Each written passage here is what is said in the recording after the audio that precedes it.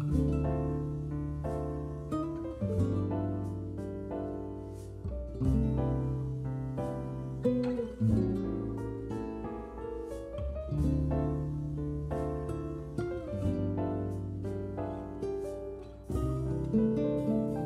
시절로 오세요.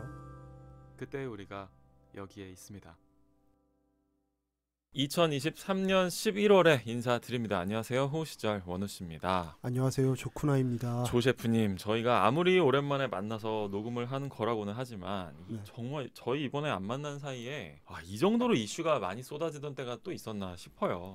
굵직굵직한 진짜 뭐 무슨 연일 이렇게 빵빵 터지는 촘촘한 이슈들도 많이 터지고 있고요. 제가 빠르게 한번 생각나는 것만이라도 한번 짚어볼게요. 저희가 네. 녹음 안 한 사이에 일단 이스라엘 하마스 전쟁이 있었고요. 제일 큰 거죠. 네, 그게 일단 가장 큰 일인데 꽤 오래전으로 벌써 느껴지는 네. 상황이고, 그 다음에 이제 김용호 씨 그 유튜버 사망 사건도 있었고요.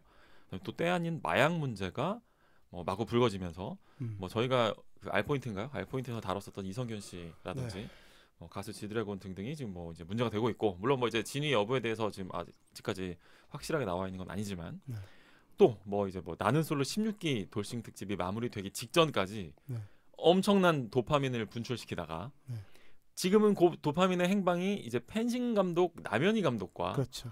전총조라는 웃으면서 말할 일이 아닌데 사실은 이제 어마어마한 이 사건이 지금 또 굉장한 화제를 만들고 있거든요. 그러니까 벌써 나는 솔로 16기 정도 되면 엄청 옛날 일 같아요. 그렇죠. 거의 하루하루 이슈 팔로잉만 하기에도 너무 바쁜 느낌이었는데, 저희가 이걸 하나하나 지금 다 짚어볼 시간은 없고요, 사실. 어떻게 보셨어요? 그냥 총평이랄까 어떤 느낌이었는지. 저도 도입부에서 촘촘한 이슈라고 했는데 촘촘한 이슈가 아니라 이슈들이 촘촘하게 그렇죠. 발생한 거죠. 그래서 다 모든 내용들을 그래도 조금씩은 다 좀 열심히 본 것 같아요. 그래서 가장 관심 있게 보고 있는 거는 머리로는 이스라엘 하마스 이 전쟁을 제일 팔로잉을 하려고 노력을 하고 있었고, 그래서 중동 문제나 원래 좀 그런 데 관심이 있으니까 저희가 또 최근에 좀 다루기도 했었죠. 중동 문제를. 그래서 이슬람의 역사나 이런 것들도 좀 공부하고 있었는데 그 얘기를 듣고 나니까 좀 도움이 되더라고요. 근데 그래서 그걸 막 머리로는 그렇게 보고 있으면서 또 이제 그냥 본능적으로 눈이 가는 거, 이제 남현희 전 총조. 그렇죠. 이게 16기 영숙을 빨아들이는. 제가 최근에 하다 그 초저녁에 하는 왜 궁금한 이야기 Y라는 저녁에 하는 시사 프로그램 있잖아요. 거기에 나왔었다고 하더라고요. 제가 그걸 챙겨봤다니까요. 본 방송을 얼마나 궁금했어요. 궁금한 이야기 Y. 정말 궁금해서 챙겨봤었다. 그래서 저희가 이런 이슈들까지를 하나하나 다룰 시간은 없지만 이걸 어떻게 다뤄야 할까 생각을 하다가, 그래가지고 원래는 사실 저희가 오늘 이분을 영화 얘기할 때 모실 예정이었지만 오늘은 특별히 근황 토크 시점부터 전문가 찬스까지는 아니지만 이렇게 한 분 더 모시고 싶은 생각이 들어서 조금 일찍 마이크를 켜드리도록 하겠습니다. 오랜만에 다시 모신 게스트가 있죠. 오랜만이네요, 진짜. 저희가 냉정과 열정 사이 이후 냉정으로 돌아서. 그러니까 냉정과 열정 사이 녹음 시점에서 정확하게 1년 정도가. 진짜 벌써 1년이 됐구나. 저희가 사석에서 뵌 지는 1년까지는 안 됐는데 녹음을 같이 한 지는 그렇게 1년 정도가 된 거예요. 말하기 듣기 심리상담센터 이상 선생님 나오셨습니다. 안녕하세요. 안녕하세요. 반갑습니다. 반갑습니다. 이렇게 또 자리해 주셔서 너무나 송구스럽고 감사를 드립니다. 저희가 세상 돌아가는 얘기 빠르게 잠깐 그 이슈 토픽만 훑었지만 그것도 좋지만 저희 이상 선생님이 일단 어떻게 지내셨는지부터 말씀을 좀 들어보고 싶어요. 저는 마지막 프로그램 때 근황 이야기 했을 때도 이야기 드렸지만 그냥 일만 하면서 지내는 것 같아요. 최근에는 논문에 대한 압박이 시달리고 있었기 때문에 이제 일하면서 이렇게 쉬는 날에는 논문 계속 쓰고, 지금 이제 논문 몇 편을 써야 되는 가운데 이제 하나가 지금 최근에 끝난 시점에서 두 분이 불러주셔서 그러면 이렇게 나오게 됐습니다. 지금 이상 선생님을 잘 모르시는 분들도 계실 수 있으니까 그 논문을 왜 계속 쓰셔야 되는 거예요? 제가 지금 박사는 수료한 상태인데 박사 논문은 아니고요. 그 한국융연구원이라고 해서 융연구원, 융학파의 정신분석을 이제 공부하는 곳에서 다음 단계로 이제 넘어가려면 논문을 이제 좀 써야 되는데 그 논문을 작성하느라 융 얘기하면 저는 MBTI밖에 몰라서 진짜 MBTI 대가 중에 대가가 아닐까. 라는 생각을 하지만 이런 이야기를 하면 이상 선생님의 표정이 되게 안 좋아지시기 때문에 바로 다음 이야기로 넘어가요. 마치 그 대학에서 심리학과 전공했다고 하면 야 나 심리 테스트 좀 해줘. 야, 그게 어떤 자기 수준으로 이렇게 축소시키는 거죠. 그 사람의 수준을. 근데 실제로 MBTI에 대해서도 저희가 이상 선생님이랑 좀 이야기를 했었는데 그건 지난 방송 때 아마 녹음했었던 것 같아요. 맞아요. 근데 되게 정말 전문가이시긴 하죠. 그러니까 융 라인이라고 보면 되는 거죠, 우리 이상 선생님. 너무 저렴한 표현인가? 아니야, 근데 우리는 같이 공부하는 분들이 듣지 않았으면 좋겠는데 누가 될 것 같다는 라인, 강원동 라인 이런 것처럼 융 라인인 거죠. 호우시절 라인은 대봤자 별로 쓸모가 없기 때문에 융 라인이 좋을 것 같아요. 질문 진짜 순하다. 제가 이제 계속 상담만 하고 이제 쉬는 날에는 아이랑 이게 놀거나 이게 논문만 쓰다 보니까 거의 사람을 안 만나요. 아이고. 거의 이제 뭐 친구들도 작년에는 거의 만난 적이 없는 것 같고. 이제 내담자분들 주로 보시는 그쵸, 게 다인. 그래서 이제 그 두 분 여름에 한번 만나서 이게 밥 먹었던 거 빼면은 아주 진수성찬을 저희가. 이게 사람들 만난 적이 거의 없는 것 같아서 제가 이게 모드가 바뀌면은 플랫폼이 바뀌니까 계속 뭔가 이게 떨게 되고 긴장하는 것 같아요. 그러니까 늘 내담자들만 보고 내담자 이야기들만 듣는데 이게 뭔가 약간 영화에 대해서 이야기하고 두 분 이제 질문하시면 답을 해야 되니까 방금도 뭐 이야기하셨지만 전문가적인 측면에서 이야기를 해야 되니까 약간 이게 부담을 안고 시작하는 면이 있는 것 같아요. 그렇긴 하죠. 아주 즐겁네요. 긴장하는 선배의 모습을 보니까 잘해야 되는데 참. 그래서 혹시나 우리 이상 선생님께서 좀 약간 이렇게 좀 관심 있게 보신 이슈가 있는지도 궁금하기는 하거든요. 뭐 이렇게 막 그걸 분석해 달라거나 이런 건 아니고요. 그래도 이 기사나 뭐 이런 이슈가 제일 이상의 어떤 관심을 끌었다. 방금 이야기하셨던 그 이슈들이 다 저도 뭐 출퇴근할 때 이제 그 뉴스 같은 걸 보니까 다 관심 있는 부분들이기도 한데 근데 이제 여기 나왔으니만큼 두 분이 나는 솔로 이야기 자주 하시잖아요. 미쳤죠. 제가 두 분 방송을 들으면서 이제 시간이 없을 때는 주로 근황 토크나 이게 영화에 대한 이야기를 약간 스킵하게 되는 경우가 생기더라고요. 슬프다 슬퍼. 영화에 대한 이야기를 스킵하는데 같이 했던 사람이 어떻게 되냐면 나는 솔로를 보기 시작한 거예요. 두 분 방송 때문에. 와, 우리가 유입시켰네. 그러면서 이 방송은 잘 안 듣고 나는 솔로를 이제 열심히 시간 날 때마다 보는데 16기 그리고 최근 17기도 재미있게 보고 있어요. 16기 보셨군요. 그래서 이렇게 심각한 어떤 사회 현상들이 많이 일어나고 있는 가운데 나는 솔로를 요즘 또 열심히 이제 시청하고 있는 상황입니다. 반가운 소식이네요. 저희로서는. 반가운가요? 이게? 아니 저는 이상 선생님한 그러니까 이 얘기를 그 얘기는 나눌 수 있는 분이 한 분 늘어났다는 것만으로도. 근데 우리 방송을 안 듣는 데잖아요. 아니 다른 건 들어요. 그러니까 영화 얘기를 안 듣는 영화 이야기는 조금 집중하고 싶어서 지금 스킵하고 나중에 따로 들으려고 이제 조금 새겨 들어야 될 우리의 그 어떤 피드백일 수도 있겠다. 그렇죠. 이거 진짜 같이 함께 하는 사람이 이제 좀 있으면 영화 발굴 같이 할 거거든요. 근데 영화 듣기엔 좀 빡시면 있다. 이런 거니까 저희가 좀 감안하겠습니다. 그러니까 일이 끝나면 저는 한없이 가벼워지고 싶어요. 근데 오늘도 그냥 일하는 모드는 아니었으면 좋겠어. 그러니까. 근데 이미 너무 일하는 모드. 일을 시켜놓고 너무 부담을 드리는 것 같은 느낌이 들긴 하지만 어쨌든 그렇게 할 수밖에 없다. 이미 물은 엎어졌다라는 얘기를. 잘 감정을 다스리셨으면 좋겠어요. 심리 전문가시니까. 오랜만에 봐서 너무 좋네요.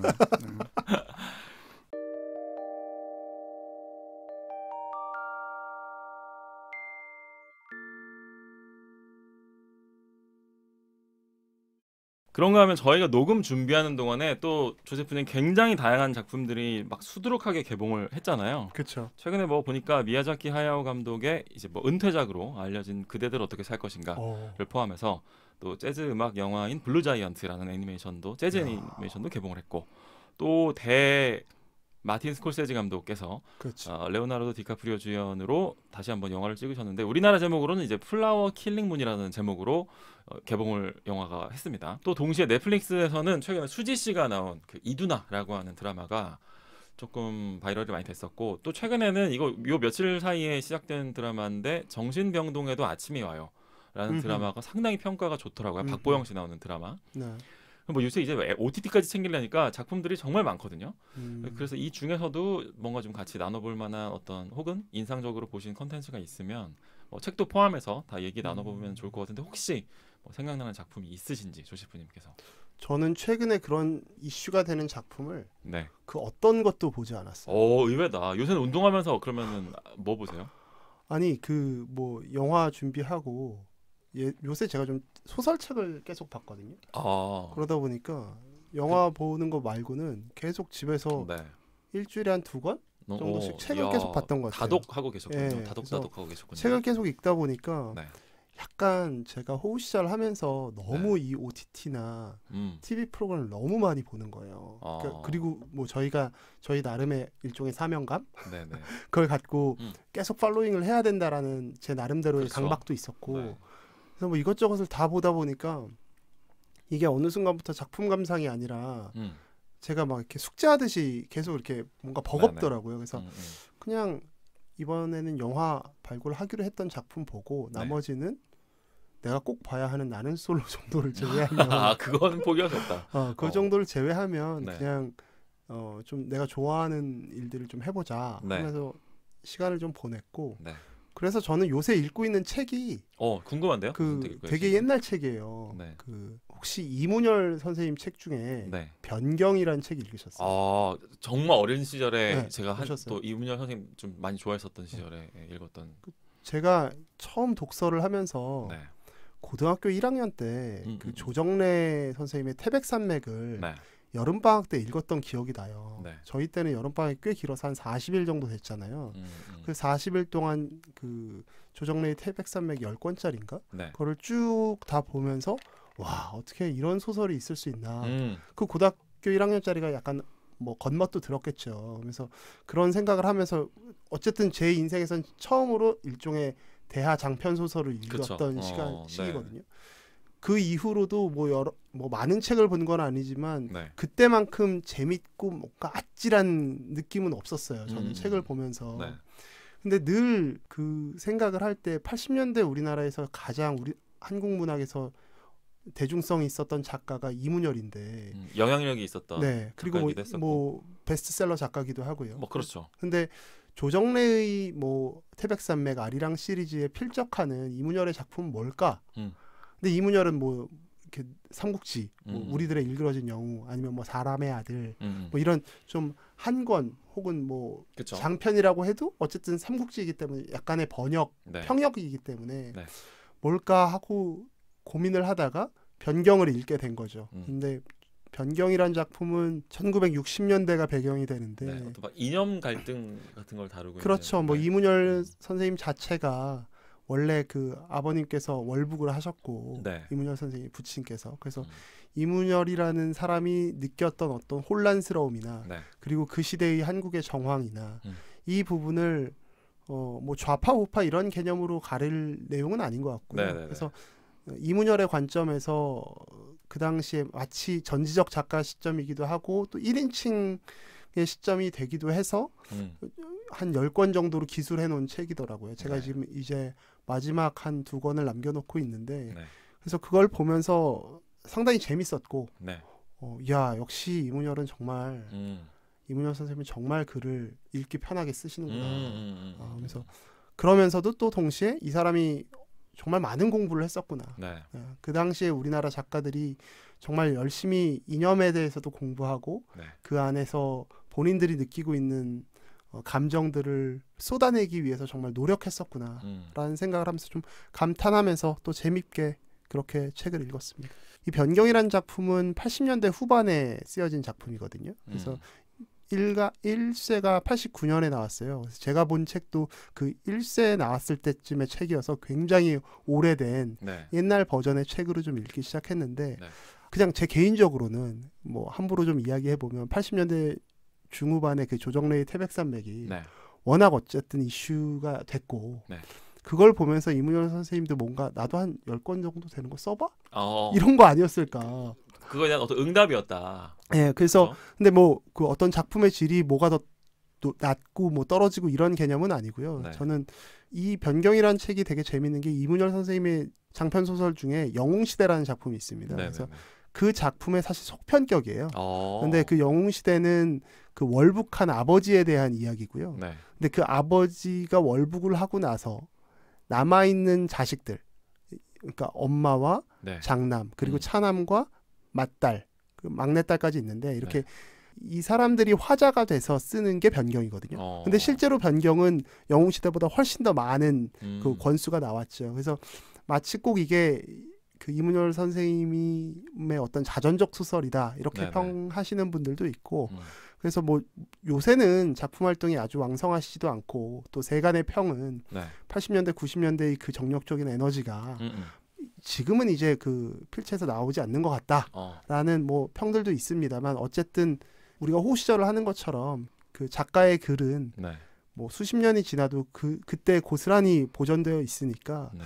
여기 뭐 이 방송을 들으시는 분들도 한번 도전해 보셔도 충분히 그러게요. 재밌게 읽을 수 있는 책 아닐까. 그리고 그 당시에 우리 선배들은 우리 그러니까 아버지 할아버지 세대가 청년 때는 이런 고민을 하면서 살았구나. 이런 혼란이 있었구나를 역사책이 아니라 장편 소설로 읽으면 훨씬 더 좀 그 이렇게 알랄이 아주 네네. 감각할 수 있을 것 같아요. 그래서 되게 한번 추천하는 바입니다. 조금 좋네요. 좀 뭐 길이가 좀 있지만 그래도 네. 한번 도전해 보시면 늘 제가 이런 책을 읽을 때 1권이 제일 어렵거든요. 사상에 대해서도 나오고 좀 인물에 대해서도 좀 어렵고 하니까 좀 일종의 빌드업하는 과정이 있으니까 근데 1권이 지나고 2권이 지나면 정말 빨리 읽어나가는 자기 자신을 느낄 수 있을 거예요. 네. 그래서 한번 추천하는 바입니다. 좋습니다. 이렇게 책 얘기도 종종 들려주세요. 네.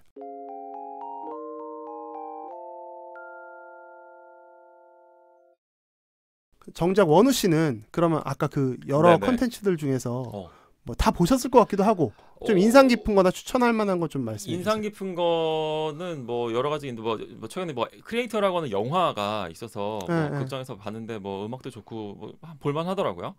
AI와 인류의 대결 뭐 이제 이런 영화였는데 그리고 또 이제 최근에 넷플릭스로 돌아가면 그 우라사와 나오키라고 하는 일본 만화 작가가 우주소년 아톰을 리메이크하는 작업을 하면서 그걸 플루토라고 하는 만화책으로 맞아요. 한 15년 전에 낸 적이 있거든요. 네. 그게 애니메이션으로 이번에 나왔어요. 그래서 사실 다 보지는 않았고 보고 있는 중인데 상당히 좋더라고요. 그래서 그것도 조금 뭐 생각이 났고 이제 마지막으로 얘기하고 싶은 작품은 베컴이라고 하는 다큐멘터리인데 요거는 사실 조세프님한테 약간 추천드리고 싶은 저한테 추천을 해주셨는데 제가 아직 못 봤어요. 작품 중에 하나예요. 이게 이제 제가 딱 보면서 생각났었던 작품이 역시 라스트 댄스거든요. 왜냐면은 라스트 댄스가 마이클 조던의 농구 이야기였다면 베컴은 정말 그 영국의 어떤 레전드 축구 선수 데이빗 베컴의 이야기를 한 4부작 정도로 다루고 있는 이제 다큐멘터리거든요. 상당히 제가 봤을 때 좋아하실 만한 작품으로 생각이 되고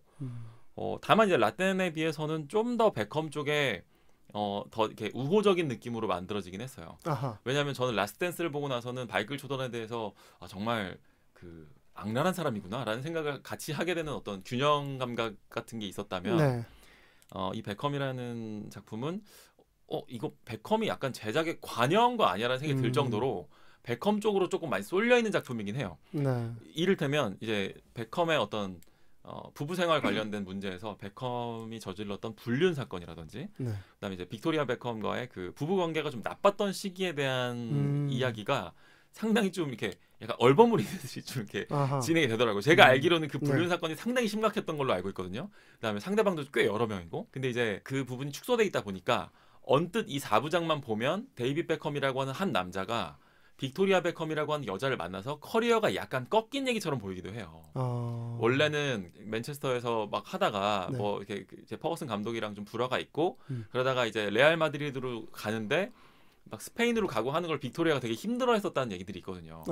힘들었겠죠 당연히. 그렇죠. 말도 안 통하고 막 애들을 또 학교를 보내야 되는데 당연히 어머니로서는 힘든 사정들이 있어서 스페인 생활이 좀 힘들었다. 그런데 다시 이제 그러다가 LA 갤럭시라고 하는 어떻게 보면 약간 듣도 보도 못한 팀으로 가게 되잖아요. 미국 리그죠. 근데 미국은 축구가 인기가 없는 나라니까. 그렇죠. 근데 이 미국 생활이 게다가 LA 아닙니까? 빅토리아한테는 너무 좋았던 거예요. 막 LA에 그 또 돈은 많이 있으니까 호화로운 생활을 할 수 있는 모든 그 시스템들이 만들어져 있는 말도 잘 통하고 이런 상황에서 뭔가 베컴이 LA 갤럭시 쪽으로 간 게 빅토리아 때문에 간 거 아닌가? 그러다 보니까 LA 갤럭시라는 그 신급의 선수들이 보기에는 되게 말도 안 되는 팀에 가서 네네. 뛰임으로써 그 사람의 어떤 전성기가 좀 낭비된 듯한 약간 그런 느낌을 살짝 풍긴다고 저는 느낌을 받았어요. 네네. 그래서 뭐 이 부분을 조세프님이 어떻게 보실런지도 좀 궁금하기도 하고, 근데 분명한 거는 일단 베컴이라고 하는 인물의 그림이 너무 좋고, 네. 일단 그의 또 전성기를 쫙 이렇게 정리해서 그 화면들이 다 남아 있으니까 굉장히 가슴이 뛰는 재미있는 작품이더라고요. 위대한 선수인데 네. 너무 잘생겨가지고 오히려 그 위대한 플레이에 대한 평가가 좀 박하죠. 그 정말 대단했던 선수인데 얼굴 때문에 뜬 거야 라는 약간의 그런 질투 어린 시선이 있었던 것 같아요. 맞아요. 너무 저희만 떠드네요. 이상 선생님께서 동그란 눈으로 저희를 쳐다보고 계십니다. 네, 왜 넷플릭스 보면 플러스 표시 있잖아요. 네네. 거기에 넣어놓기는 했는데 저는 이게 보지는 못했는데 그 요즘 눈에 띄는 그 부분이 넷플릭스에서 아직 살아있는 배우들 그리고 베컴이나 조던처럼 이런 사람들의 전기물을 많이 만드는 것 같더라고요. 맞아요. 최근에 아놀드 슈왈츠네거나 스텔론 맞습니다. 네, 이제 전기물도 나와서 예고편을 보면은 이게 너무나 흥미로워서 저도 빨리 보고 싶기는 한데 요런 게 이제 좀 요즘 많이 이게 만들어지고 있구나 하는 게 좀 흥미로웠었는데 아직은 제가 아직 보지를 못했어요. 네. 근데 정말 이렇게 살아있는 사람들에 대해서 얘기 나오는 그 분석한다고 해야 되나? 그런 게 되게 많아지는 추세인 것 같긴 해요, 진짜. 근데 그게 이제 그만큼 영웅을 만들기 쉬운 시대가 되기도 했고. 그래서 너무 쉽게 영웅을 만드는 게 아닐까라는 또 걱정도 들고. 맞아요. 네, 명암이 다 있는 건데 어떤 전기물이 갖고 있는 이제 큰 문제점이 사실 그거잖아요. 그래서 균형 잡힌 시각으로 좀 봐야 될 필요는 있겠죠. 아무래도. 예를 들면 뭐 다큐멘터리가 아니라 이제 아이들이 보는 뭐 위인전 이런 거에 유재석 씨가 등장을 했다. 그렇죠. 손석희 씨가 등장을 했다라고 했을 때 물론 다 훌륭하신 분들이지만 위인전이 만들어져도 전혀 손색은 없는 분들이라고 하더라도 지금 한참 활동하고 계신 분들의 그거를 만드는 거는 그건 되게 조심스러워야 되거든요. 상당히 좀 뭐랄까 되게 그야말로 정말 조심해야 할 필요는 있겠다라는 생각이 들긴 하죠. 근데 그게 너무 자본의 논리 앞에서 약간의 그동안에는 건드리지 않았던 부분들을 너무 쉽게 플랫폼도 많아지니까 함부로 그게 막 침범하는 것 같아요. 근데 이게 진짜 처음에 라스트 댄스가 아마 성공을 해서 이런 맞아요. 어떤 변주들이 계속 나오는 것 같은데 이게 조금씩 변화되기 시작하면 이제 정치로 넘어가고 또 어떤 인물에 대해서 그리고 그 어떤 인물을 정치적으로 활용하기 시작할 수 있거든요. 그래서 좀 약간 뭐라고 해야지 냉정하게 좀 볼 필요가 있을 것 같습니다. 좀 차가운 머리를 유지할 필요가 있다라는 그것도 상당히 좋은 지적이라는 생각이 드네요. 자, 저희가 이렇게 오랜만에 셋이 만나서 근황 토크 겸 최근에 본 작품 이야기까지 하면서 일단 좀 살짝 입을 풀어봤어요. 입은 근데 우리만 풀었네요. 이상 선생님은 귀를 푸른 것 같은데. 아니요, 이상 선생님도 분명히 어느 정도 예열이 되셨을 거라고 저는 생각을 합니다. 믿어 의심치 않습니다. 그래서 다음 시간부터는 본격적으로 이제 저희가 오늘도 2편의 영화를 가지고 왔잖아요. 이상 선생님께는 어찌 보면 원래는 한 편이었던 걸 2편으로 지금 부담을 늘려드리게 된 결과가 되고 말았는데 저희 나름대로 한번 발굴을 시작해 보려고 합니다. 어떻게 보면 좀 이질적이라고도 할 수 있는 2편의 조합인데 그러네요. 저희가 애니메이션 한 작품이랑 뭐 실사 영화 하나를 실사 영화라고 하니까 되게 오래된 영화 같은데 오래되기도 했구나. 아무튼 그 시절 90년대 영화 한 편을 하지만 아주 스타일리시한 영화 한 편을 준비했습니다. 그래서 그 2편에 대해서 다음 시간부터 이야기를 해보도록 하죠. 그럼 우선 애니메이션 작품부터 한번 시작해 볼까요?